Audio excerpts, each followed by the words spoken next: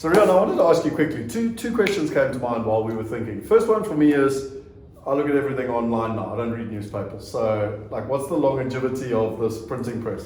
Yeah, so I think the key point is that Murray Roberts Media is a diversified media and marketing company.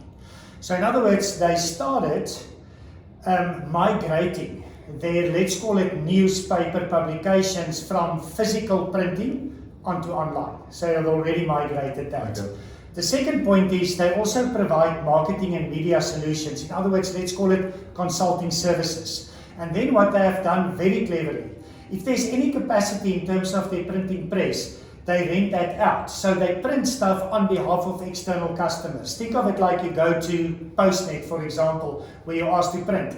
They just do bulk printing, which is not newspaper related, to customers. Gotcha. And they use that capacity, that printing capacity to generate revenue. Diversified, moving towards online publication, but very clever.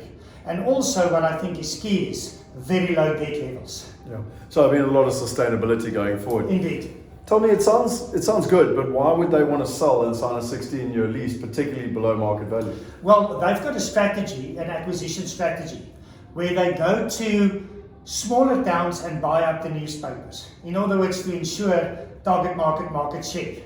And they use that money for their acquisitions. So for investors, that should give them a lot of comfort in the sense that they're not using debt. In other words, weakening their balance sheet to do acquisitions. They did it through the excess cash, to use cash to do the acquisitions. That's why they're putting up their massive branch.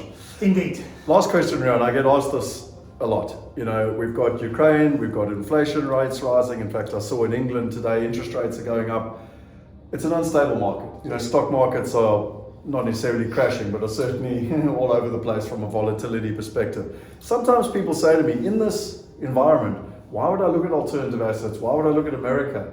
What's your thoughts on that? Well, first of all, the big worry in the world today is inflation and rising interest rates. One can argue that we're getting to the top of that, but remember within commercial real estate listed property that your rentals are linked to inflation. Yeah. I mean, it's really important what Rian just said there, because I try and explain this to everyone. Real estate or property is one of the best asset classes to hedge against inflation. So if inflation's an issue, well, that's one of the reasons you put your money in real estate. Indeed. So, and in the case of the Murray Roberts building, there's a 2% guaranteed annual escalation. All right. So, as inflation go up, your rentals go up. And Common Finance says as yield goes up, cap rates come down, which means your potential for capital gain increases. So that's the first thing that I just want to mention. The next thing that I think what's important in terms of alternative assets is the uncertainty means noise. In other words, macroeconomic flow, which means volatility. Remember, we're dealing with a physical asset where the value is set.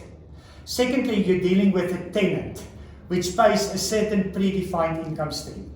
What that means is we bring consistency and reliability of returns to an investor's portfolio.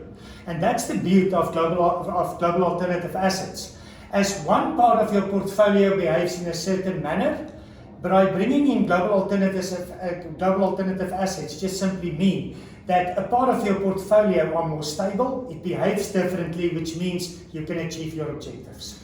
Well, that leaves me with a closing comment. You know, when I was trying to get into American property in 2010, I remember traveling all over America. I went to America many, many times. And what was fascinating is that residential property, depending on where you were in America, lost anywhere from 40 to 70%.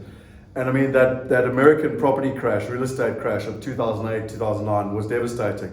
But in commercial space, if you had quality tenants with 16-year leases, you just ride the storm. You don't have to go on the highs and lows, you just ride the storm. And it's one of the best lessons I learned in the last crash, was that ultimately predictable income is what the wealthiest investors use to protect themselves against the uncertainty. And this, for me, provides one of those opportunities for people to be able to participate.